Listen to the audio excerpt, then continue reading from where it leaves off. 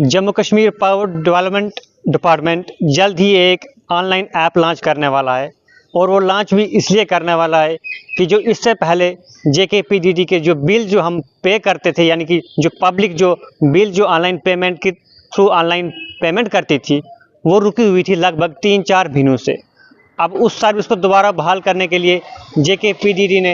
एक नया app launch करना है जिसका नाम अभी घोषित नहीं हुआ है। और आपको बताऊं भी मैं ये ज़रूरत आज पड़ी ही क्यों। जो इससे पहले कंपनी जो चला रही थी, जो कि ऑनलाइन पेमेंट करती थी, जिसका नाम अगर आपको बताऊं मैं, विप्रो एक कंपनी थी जो कि इससे पहले जेकेपीडीडी के जो ऑनलाइन पेमेंट्स थे वो देखती थी। लेकिन लगभग 3-4 महीनों का गैप जो था, जिसके चलते लोगों को बिल जो आ रहे थे वो कंटिन्यू आ रहे थे, और जो बिल आ रहे थे ये जानकारी नहीं उनको लग रही थी कि जो बिल हमें आ रहा है वो एक्चुअल में हमारा बिल की जो रीडिंग है वो कितनी है, और उनको जो बिल पे करना पड़ रहा है,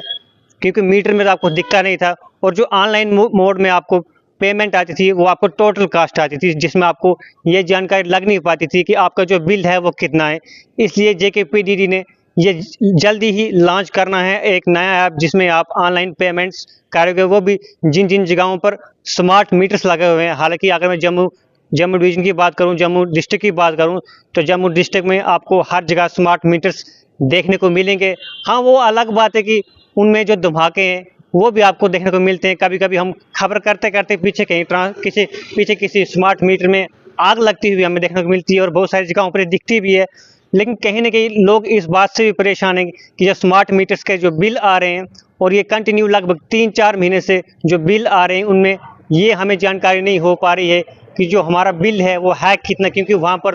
टोटल जो पेमेंट है वो आपको करने के लिए आती है, और आपको जो आपकी नज़दीकी ब्रांच है जहाँ पर आप बैंक में बिल देना चाहते हो या फिर ऑनलाइन पेमेंट करते थे, जिसमें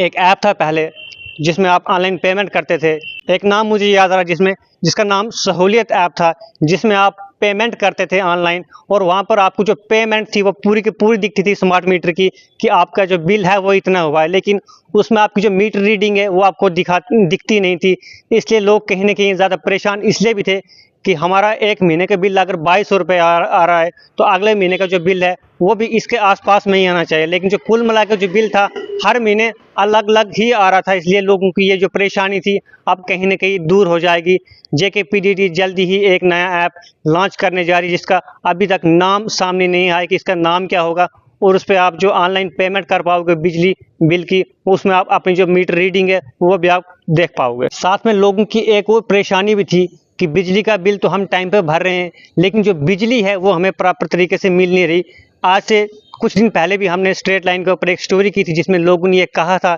कि बिजली का बिल तो हम टाइम नहीं दे रहे, लेकिन जो बिजली के अनशेड्यूल जो कट्स जो आप दिन भर देखते हो या फिर रात को देखते हो, अगर वो कम हो जाते हैं, क्योंकि जब स्मार्ट मीटर्स लगे थे तब ये दावे भी किए गए थे कि जब से स्मार्ट मीटर लगेंगे उसके बाद से बिजली की कटौती जो है वो कम होगी। लेकिन अभी तक भी अगर मैं बात करूं, जो स्मार्ट मीटर लगने के बाद बिजली के अनशेड्यूल जो कट्स हैं वो हर रोज़ आपको देखने को मिलते हैं।